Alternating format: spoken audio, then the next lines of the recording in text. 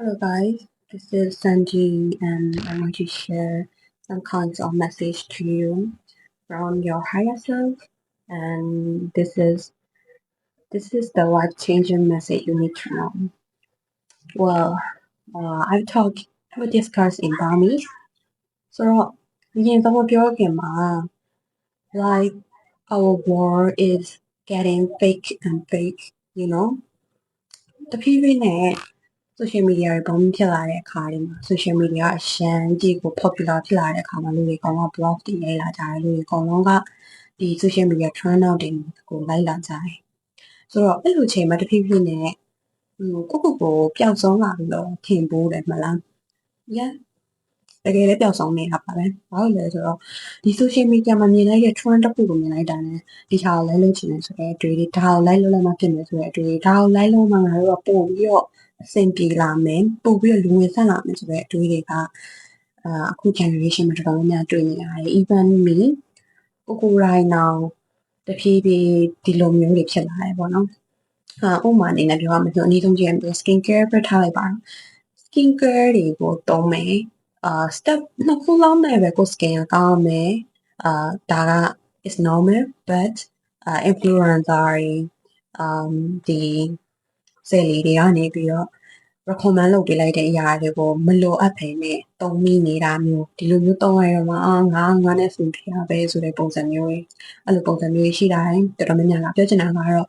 သူများလုပ်တိုင်းလိုက်လုပ်လာရဲဆိုတဲ့အရာမျိုးတွေသူများလုပ်တိုင်းလိုက်လုပ်တာဖြစ်တဲ့အတွက်ကိုကတဖြည်းဖြည်းနဲ့ပြောဆုံးလာရဲဆိုတဲ့အရာပြောချင်တာဆိုတော့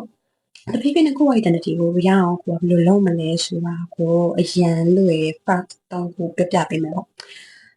so ဒီ fact တုံးကလည်းကိုယ်တိုင်စမ်းပြီးတော့လုပ်ခဲ့ရမှာလို့it's really work out so first of all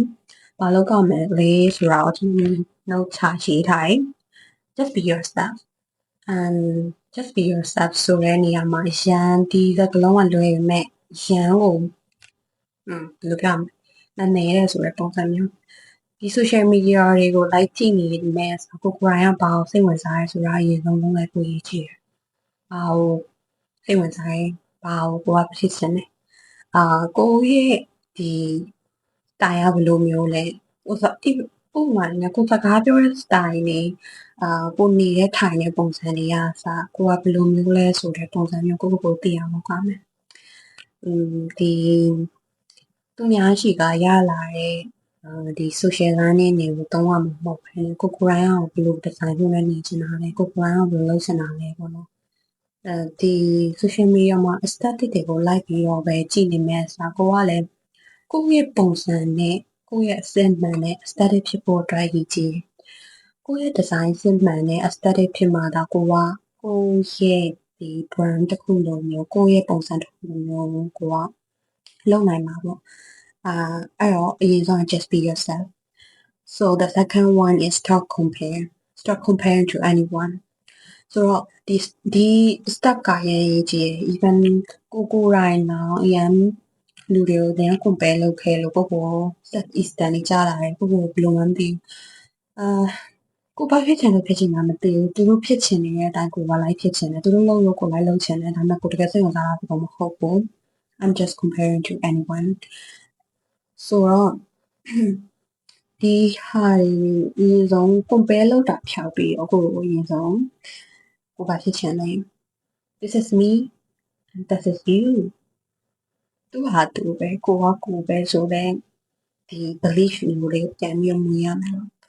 ဆိုတော့ the last one is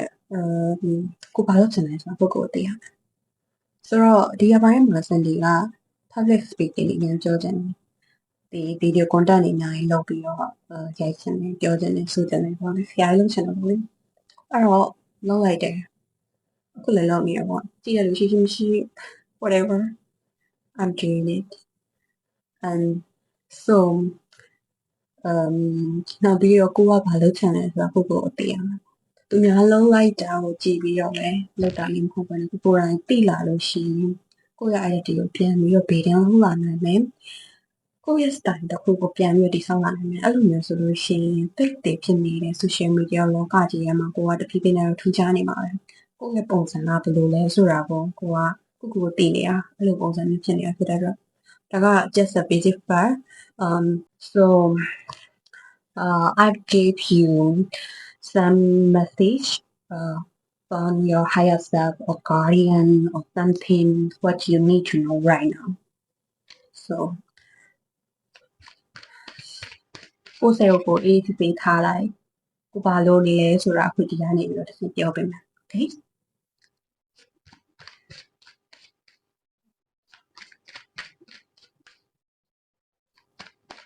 well ကိုယ့်ရဲ့ဒီ ability တွေကဘာလဲဆိုတာကိုကိုယ်တိုင်နားလည်ဖို့သဘောပေါက်ဖို့ကိုယ့်ရဲ့ ability ကိုလည်းပြန်ပြီးတော့ထုတ်သုံးတတ်ဖို့ဆိုတဲ့အရာတွေကိုအများကြီးသိဖို့လိုအပ်နေတယ်အခုချိန်မှာ self reflection လုပ်နိုင်ရင်ပို့ပြီးတော့ကောင်းနေတယ်နောက်တစ်ခုကကြတော့ကိုယ့်အရေးချင်းကိုကမတိကျအောင်ဆောင်ထားနေတယ်ဆိုတဲ့ပုံစံမျိုးလေးမတိကျအောင်ဆောင်ထားတဲ့အပြင်ကိုမှတခြားလူတွေချမှတ်ထားတဲ့ပုံစံတွေတခြားဒီ environment ကပြောတာတွေလူတွေအများကြီးကနေပြီးတော့ပြောနေတဲ့စကားတွေကိုပဲကိုကဂရုစိုက်နေရဆိုတဲ့ပုံစံမျိုးတွေမှာအများကြီးတွေ့ရတယ်ဆိုတော့ဘယ်လိုပုံစံမျိုးတွေကိုပြန်ပြီးတော့ထိန်းသွားရမလဲဆိုခုနကပြောထားတဲ့အတိုင်းပဲကိုပဲဖြစ်ချင်တယ်ဆိုတော့ကိုတိပြီးလို့ရှိရင်ဒီ self reflection တိတိကျကျပြန်တော့ကိုဘာဖြစ်ချင်လဲဘာလုပ်ချင်လဲကိုယ့်ရဲ့ hobby ရောဘာလဲ and stop comparing to anyone or everyone သိရမလားလူတိုင်းကိုကငါတရားဖြစ်နေလို့သူများတွေကကိုထပ်ပို့တော်နေတာဒါမှမဟုတ်လို့ရှိရင်သူများတွေကဒါဖြစ်နေလို့ငါဒီလောက်တောင်ဖြစ်သေးဘူးဆိုတဲ့အရာတွေတခြားလျှော့ပြီးတော့ကိုယ့်ရဲ့ ability ကပါလဲကိုကဘာတွေတော့ကောင်းတယ်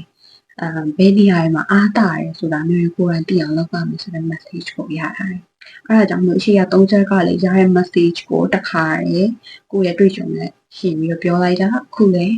your higher self ကနေပြီးတော့ရထားတဲ့ message ကိုသူကနေပြီးတော့ပြန်ပြီး reading out ပေးထားတယ် so it's up to you ကိုယ်ပုံမှန်မတည်ပါရင်ဒီလိုမျိုး fake ဖြစ်နေတဲ့social media wall ကြီးတစ်ခုမှာပေါ့ကိုက